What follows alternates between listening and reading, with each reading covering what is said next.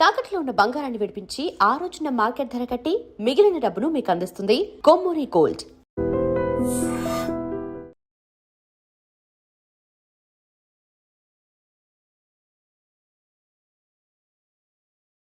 అది ఎప్పుడైతే పెరగదో సమస్యలు వస్తుంటాయి. మీరు ఇందాక అడిగారు కదా, ఎందుకు బయటకు వస్తున్నాయి ముఖ్యంగా. మన దగ్గరికి వచ్చేసరికి పులి ఉన్నటువంటి ప్రాంతాలు ప్రధానంగా రెండు.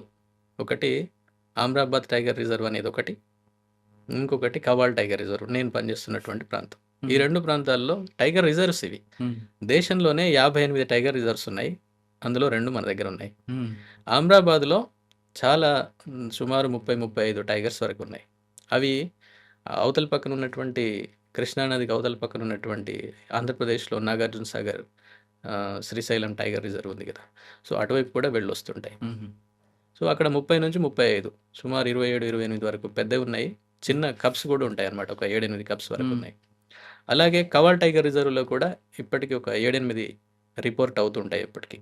సో ఇప్పుడు ఈ రెండు మనం ఇందాక చెప్పుకున్నటువంటి ఆంధ్రప్రదేశ్ అలాగే తెలంగాణలో తిరుగుతున్నటువంటి పులులు అక్కడి నుంచి వచ్చినటువంటివే. అవి ఎక్కడి నుంచి వచ్చాయంటే, మీరు ఇందాక చెప్పారు తడోబా అని. ఆ తడోబా, అలాగే ఇంకోవైపు తిప్పేశ్వర్ అని ఒక ప్రాంతం ఉంటుంది. తిప్పేశ్వర్ అండ్ తడోబా, ఈ ప్రాంతంలో అక్కడ ఉన్నటువంటి అటవీ శాఖ చేపట్టినటువంటి సంరక్షణ కార్యక్రమాల కారణంగా వాళ్ళ టైగర్ రిజర్వ్స్లో టైగర్ల సంఖ్య చాలా బాగా పెరిగిపోయింది. సార్ అక్కడ తిప్పేశ్వర్తో పాటు చంద్రపూర్ కూడా ఉంది కదా. చంద్రపూర్, ఇదంతా ఏంటి, తడోబా అనేది చంద్రపూర్ జిల్లా చంద్రపూర్ అనమాట. కాకపోతే అడవి ఆ ప్రాంతంలో ఉంటుంది, ఇది తడోబా ప్రాంతం. బలార్షా, మీరు పేరు విని ఉంటారు. బలార్షా దాటి వెళ్ళాల్సి వస్తుంది, బలార్పూర్ అని కూడా అంటారు. అయితే అడవి ఉన్నటువంటి ఈ ప్రాంతాలు ఇటు తిప్పేశ్వర్ కానీ అవి, అంటే మిగతా ప్రాంతాల్లో కూడా అడవి ఉంది, లేదని కాదు. కాకపోతే టైగర్ రిజర్వ్స్ అనేటువంటి కాన్సెప్ట్ ఎలా వచ్చిందంటే, ఎక్కడైతే టైగర్స్ సంఖ్య ఎక్కువగా ఉందో వాటికి ప్రత్యేకంగా ఒక హోదా, టైగర్ రిజర్వ్ అనేటువంటి హోదా ఇచ్చేసి టైగర్లను మేస్తున్నారు. అంటే వాటి యొక్క సంఖ్యను పెంచడానికి కావాల్సినటువంటి సంరక్షణ పద్ధతులన్నింటినీ అమలు చేస్తున్నారు అనమాట. ఇది కూడా ఎక్కడ వచ్చిందంటే, మనది ఇప్పుడు యాక్చువల్గా ఏదో 19th సెంచరీ ప్రాంతంలో 1,00,000 టైగర్స్ ఉన్నటువంటి ఏరియాస్ ఇవన్నీ కూడా మన ప్రాంతంలో, మన దేశంలో 1,00,000 టైగర్లు కాస్త అది కొన్ని వేలకు వచ్చింది స్వతంత్రం వచ్చే టైంకి. ఆ తర్వాత 70లకు వచ్చేసరికి 100లకు వచ్చింది. 1,00,000 పోయి 1,000 పోయి 100లకు వచ్చింది. 100లకు రాగానే వెంటనే ఈ టైగర్స్ సంబంధించి ప్రత్యేకమైనటువంటి కార్యాచరణ చేపట్టింది అనమాట. అందులోనే ప్రాజెక్ట్ టైగర్ అనేటువంటిది, దాంట్లో భాగంగానే టైగర్ రిజర్వ్స్ ఏర్పడ్డాయి. ఓకే సార్, ఇప్పుడు కవ్వాల్ టైగర్స్ నుంచి ఇటు తెలంగాణకు వచ్చింది అనుకుందాం. ఇప్పుడు తిరుగుతున్న పులి సిద్దిపేట, యాదగిరిగుట్ట.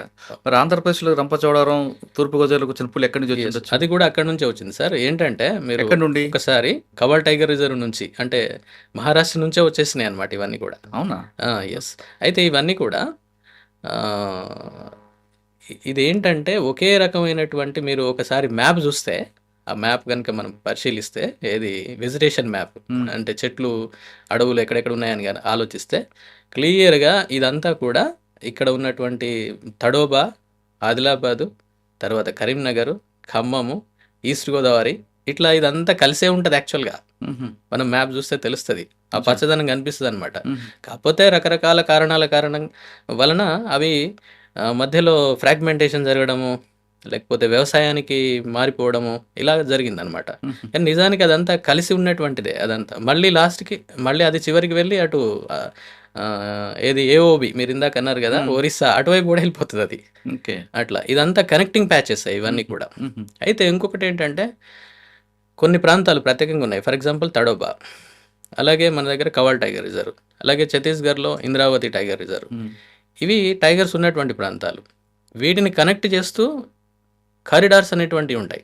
కారిడార్ అంటే వసారా అంటాం కదా, ఒక రూమ్ నుండి ఇంకో రూమ్కి వెళ్ళాలంటే మనం కారిడార్ నుంచి వెళ్తాం. అట్లాగే కొన్ని ప్రాంతాలు కారిడార్ ప్రాంతాలు ఉంటాయి, అక్కడ నుంచి కూడా వెళ్తుంటాయి అన్నమాట. అవి వెళ్ళి ఒక ప్రొటెక్టెడ్ ఏరియా నుండి ఇంకొక ప్రొటెక్టెడ్ ఏరియా, లేక ఒక టైగర్ రిజర్వ్ నుండి ఇంకో టైగర్ రిజర్వ్ ఏరియాకి వెళ్తుంటాయి.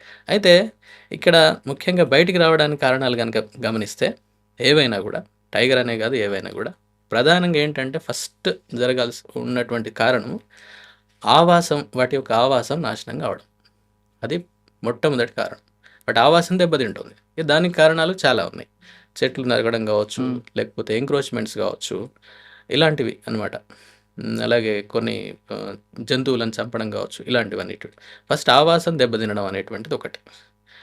రెండవది ఆవాసం ముక్కలు కావడం, అంటే ఫ్రాగ్మెంట్ అయిపోతుంది. ఫర్ ఎగ్జాంపుల్ పెద్దగా ఒక పొడుగ్గా ఉన్నటువంటి ఏరియా ఉంది, మధ్యలో పెద్ద రోడ్ వెళ్ళడము, లేకపోతే మధ్యలో వ్యవసాయానికి అక్రమంగా చెట్లు కొట్టేయడం, ఆ ఏరియా మొత్తం క్లియర్ కావడము, ఇలాంటివి మన దగ్గర చాలా జరిగాయి. ఓకే. ఇక్కడనే కాదు, ఎక్కడైనా చాలా దేశం మొత్తంలో ఉన్నాయి, వేరే ప్రపంచ దేశాల్లో కూడా చాలా చోట్ల ఉన్నాయి. సో ఒకప్పుడు వాటి ఆవాసం ఎట్లయితే ఇంటాక్ట్గా ఉండేదో ఇప్పుడు ఆ పరిస్థితి లేదు. బికాజ్ ఆఫ్ మన మనిషి యొక్క ఇంటర్ఫిరెన్స్ కారణంగా, దాంట్లోకి వ్యవసాయం పేరుతోటో లేకపోతే ఇంకా అభివృద్ధి కార్యక్రమాలు కావచ్చు, ఇలాంటివి ఏవైనా కావచ్చు. అది ఇంకొకటి ఏంటంటే దానికి కావాల్సినటువంటి ఆహారం లేకపోవడం సమృద్ధిగా. ఇప్పుడు నేను ఇందాక చెప్పాను మీకు, వారానికి దానికి ఒకటి కావాలి, తినాల్సిందే ఆహారం, తినడం కోసమే, అదే దాచిపెట్టుకోవడం కోసమే కాదు, తినడం కోసమే, అప్పటి వరకు తినడానికే. సో అవి కూడా ఏం చేస్తున్నారంటే హంటింగ్, అదే పోచింగ్ అంటారు, చంపేస్తుంటారు. అలా ఆహారం కూడా వాటికి దొరకదు. ఆహారం కూడా దొరకకపోవడం కూడా దానివల్ల కూడా అది ఒక ప్రాంతం నుండి ఇంకో ప్రాంతానికి వెళ్తుంది. ఇంకొకటి ఏంటంటే ఒక దగ్గర అంటే నీటి సౌలభ్యం కూడా ఉండాలి. సరే, అది తర్వాత ప్రయారిటీ అనుకోండి. ఇలా రకరకాల కారణాలు. ఇంకొకటి ఆడపులి అనుకోండి, మగపులి కోసం, లేక మగపులి ఆడపులి కోసం మేటింగ్, దాని గురించి కూడా వెళ్తాయి, ఒక దగ్గర నుండి ఇంకో దగ్గరికి వెళ్తాయి. ఇలా కొన్ని కిలోమీటర్ల మేరకు అవి ప్రయాణం చేస్తూనే ఉంటాయి. ఈవెన్ కొన్ని వందల కిలోమీటర్లు కూడా వెళ్తాయి. ఇవన్నీ కారణాలు వాటన్నిటికీ కూడా. అంటే అభివృద్ధి కార్యక్రమాలు కావచ్చు, ఆవాసం నాశనం కావచ్చు, లేకపోతే అందులో వాటి యొక్క ఆహారం వాటికి దొరకకపోవడం కావచ్చు, ఇలాంటివన్నీ. ఇంకా కొన్ని సందర్భాల్లో అన్నీ బాగుంటాయి కానీ వాటి సంఖ్య పెరుగుతుంది, టైగర్ల సంఖ్య పెరుగుతుంది. ఫర్ ఎగ్జాంపుల్ తడోబానే అనుకున్నాం. తడోబాలో దేనికైనా కూడా ఒక క్యారింగ్ కెపాసిటీ అనేది ఒకటి ఉంటుంది. అంటే ఒక నిర్దిష్టమైనటువంటి ప్రాంతం ఉందనుకోండి, దాంట్లో ఉండాల్సిన జనాభా ఉండాలి, అంతకంటే పెరిగిందనుకోండి అవి ఉండలేవు.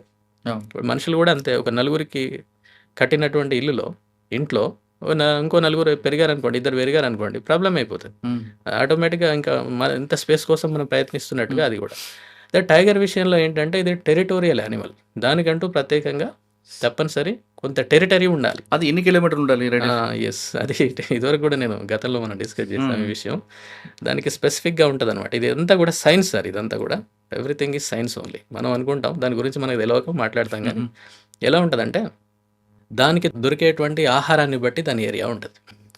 ఫర్ ఎగ్జాంపుల్ ఒక 10 చదరపు కిలోమీటర్ల ఏరియాలో దానికి కావాల్సిన దుప్పులు, జింకలు, ఆహారం, నీళ్లు, అలాగే అన్డిస్టర్బ్డ్ హ్యాబిటాట్, అంటే డిస్టర్బెన్స్ లేనటువంటి ఆవాసం ఉందనుకోండి, చాలు, అంతే. ఇక అది మిగతా ఏరియాకి పోదు, ఇక అవసరం లేదు. ఇంకా 5 కిలోమీటర్లనే ఉందనుకోండి, 5 కిలోమీటర్లే దానికి కావాల్సినవి ఉన్నాయి అనుకోండి, ఆ 5 కిలోమీటర్ల వరకు దాని టెరిటరీని ఏర్పరచుకుంటుంది. ఒకళ్ళు మీటింగ్ కావాల్సిందే, లేకపోతే అంటే అది కూడా ఉంటే ప్రాబ్లం ఏం లేదు. సరే, ఒకవేళ కావాలనుకుంటే వెళ్తే వస్తుంది, అది అంతే.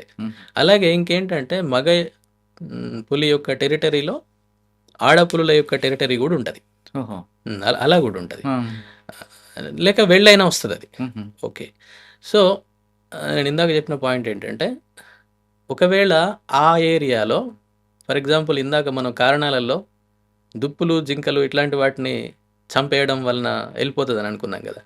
ఇప్పుడు ఇక్కడ ఏమవుతుందంటే కొన్ని దుప్పులు, జింకలు చనిపోయినాయి అనుకోండి, మనం చంపేసేటప్పుడు ఏమవుతుంది, దాని యొక్క ఏరియా 10 చదరపు కిలోమీటర్లు కాస్త 20 చదరపు కిలోమీటర్లు పెరుగుతుంది. పెరగడం వల్ల ఏమవుతుంది, మానవ ఆవాసాలు ఇంకేదైనా ఉంటే ఆ ఏరియా కూడా అందులోకి వచ్చేస్తుంది, అంటే దగ్గరలో. అదే దానికి అంటే ఇంటరాక్షన్ అయ్యేటువంటి, మనుషులతోటి ఇంటరాక్ట్ అయ్యేటువంటి ఛాన్సెస్ పెరుగుతాయి. ఎందుకు, ఇందాక చెప్పినటువంటి కారణాలు. సో అంటే దానికి దొరికే ఆహారాన్ని బట్టి, దాని యొక్క ఆవాసాన్ని బట్టి, దాని యొక్క టెరిటరీ ఆధారపడి ఉంటుంది. మీరు గమనించుంటారు. అంటే దీనికి కారణం ఎవరు, మళ్ళీ మానవ కార్యకలాపాల వల్లనే అట్లా అవుతుంటాయి అనమాట. ఇది ఒకటి. ఇందాక నేను తడోబా అని చెప్పాను, తడోబాలో అట్లాంటి సమస్య ఏం లేదు యాక్చువల్గా, కానీ తడోబా నుంచి కూడా బయటకు వస్తున్నాయి. ఎందుకు వస్తున్నాయి అంటే వాళ్ళు ఇందాక మనం డిస్కస్ చేసినట్టు అక్కడ మంచి ప్రొటెక్టివ్ మెజర్స్, కన్జర్వేషన్ మెజర్స్, సంరక్షణ కార్యక్రమాలు అవన్నీ తీసుకోవడం వల్ల వాటి సంఖ్య బాగా పెరిగిపోయిన తర్వాత ఇందాక మనం ఒక 10 టైగర్స్ ఉండేటువంటి ప్రాంతం అనుకోండి ఫర్ ఎగ్జాంపుల్, ఇంకొక 5 టైగర్స్ వచ్చేసినాయి, మళ్ళీ పుట్టినాయి, కప్స్ వస్తుంటాయి. మళ్ళీ అవేటి పోవాలి మరి, ఎందుకంటే ఇది టెరిటోరియల్ యానిమల్ కదా, ఉమ్, దానికి టెరిటరీ కావాలి కంపల్సరీ. అప్పుడు అదేం చేస్తుంది, ఇక అది అక్కడ నుంచి బయటకు వచ్చేస్తుంది. అంటే ఏదైతే డామినెంట్ టైగర్ ఉంటుందో అది ఉంటుంది, ఉహు, ఎందుకంటే అది డామినెంట్ కదా, Hmm. వేరే దాన్ని తోసేస్తుంది. ఉమ్, అక్కడ నుంచి అది బయటకు వచ్చేస్తుంది. ఉమ్, బయటకు వచ్చేసి ఇట్ విల్ బి బయటికి ఏంటి సర్చింగ్ ఫర్ టెరిటరీ, కొత్త టెరిటరీ కోసం వస్తుంది. ఉమ్, దగ్గరలో కనుక ఏదైనా టెరిటరీ ఉందనుకోండి, ఫారెస్ట్ ఉందనుకోండి, అందులోకి వచ్చేస్తుంది. ఉమ్, దాంట్లోకి వచ్చినప్పుడు కొత్తగా వచ్చింది కదా, అంతా కొత్తే, దానికి కొత్తే, ఇక్కడ ఉన్న మనుషులకు కొత్తే, Hmm. కాబట్టి అంతా Disturb చేస్తుంది. ఎస్, అది సమస్యగా మనం పరిగణిస్తాం దాన్ని అంతా. కానీ ఏం జరిగింది యాక్చువల్గా, అక్కడ దానికి టెరిటరీ లేకపోవడం, అక్కడ జనాభా పెరగడం వలన టెరిటరీ లేకపోవడం అనేది it is a natural process, um, అది ప్రకృతి సహజమైన విషయం కదా. ఉమ్, కానీ ఈ కొత్త డామినెంట్ కొత్త ఏరియాస్కి వచ్చేసరికి దానికి కొత్తగానే ఉంటుంది, నేచురల్గా వచ్చింది అది, కానీ మనకు కొత్తగా ఉంటుంది ఇదంతా. ఏంటి ఇదంతా ఎక్కడి నుంచి వచ్చింది అనేటువంటిది మనకు అనిపిస్తూ ఉంటుంది. అయితే దగ్గరలో ఉన్నటువంటి ఏరియాస్లో ఈ సమస్య లేదు. ఇప్పుడు కాగజ్ నగర్, ఆదిలాబాద్, ఇక్కడ టైగర్లకి సమస్య లేదు. ఉమ్, కానీ కొంచెం దూరంగా వెళ్ళిపోయి వేరే ప్రాంతాల్లో, ఇప్పుడు ఎప్పుడూ కనబడనటువంటి ప్రాంతాలకు వెళ్ళేసరికి ఇప్పుడు మనకు కొత్తగా ఉంది. అంటే మనకు కొత్త కానీ ఉమ్. అన్ని వందల కిలోమీటర్ ప్రయాణం చేస్తాయి సార్. అవేంటంటే కొన్నింటికి వాటి యొక్క సహజాతాలు ఉంటాయి అన్నమాట. అంటే బేసిక్ ఇన్స్టింక్ట్స్ అంటాం కదా, ఆ ఇన్స్టింక్ట్స్ ఉంటాయి కొన్నిటికి. ఫర్ ఎగ్జాంపుల్ కొన్ని టైగర్స్ ఇప్పుడు వరంగల్ ములుగు ప్రాంతం నుంచి కూడా ప్రయాణం చేసేటి. నేను ములుగులో పనిచేస్తున్న కార్యక్రమం అది ఆ సమయంలో. అయితే అవి ఏంటంటే అక్కడ ఎవరు అరే ఇప్పుడు పులి ఇక్కడ తిరగడం ఏంటి అని అనుకునేవాళ్ళు. ఎందుకంటే ములుగు అనేటువంటిది అదే స్టార్టింగ్ పాయింట్ ఫారెస్ట్ స్టార్ట్ కావడానికి వరంగల్ జిల్లాలో, పాత వరంగల్ జిల్లాలో. అక్కడ ఇప్పుడు అంటే ఈ మధ్య కాలంలో రీసెంట్ టైంలో అక్కడ టైగర్ ఉంటుందని ఎవరు అనుకోలేదు, కానీ టైగర్ అక్కడ రిపోర్ట్ అయింది. ఎందుకు అంటే అవన్నీ కూడా ఒకప్పుడు ఒక 20 ఏళ్ల కింద, 30 ఏళ్ల కింద, ఇంకా అంతకంటే వెనక గనక పోతే ఆ ప్రాంతంలో అక్కడ టైగర్స్ విపరీతంగా ఉండేటివి. ఇదంతా కూడా మనదంతా కూడా మంచి టైగర్ ల్యాండ్స్కేప్. ఇది టైగర్స్ ఉన్నటువంటి ప్రాంతమే ఒకప్పుడు, కాకపోతే ఈ తరానికి అది ఉన్నట్టుగా తెలియదు. అంటే మన పాత తరంలో ఉన్న టైగర్లకు వాసన చూసుకుంటూ వస్తున్నాయి ఇవి. అమ్మమ్మ, నానమ్మ ఇల్లు వచ్చినట్టు. ఎస్ అలా వాటికి నేచురల్గా ఇన్స్టింక్ట్స్ అలా ఉంటాయి. కాబట్టి అదే మూలాలు ఎక్కడ ఉన్నాయో చూసుకుంటూ వస్తుంటారు. వెళ్ళిపోతుంటాయి, అదే దారిలో అవి వెళ్ళిపోతుంటాయి. In search of territory, in search of mate. Okay.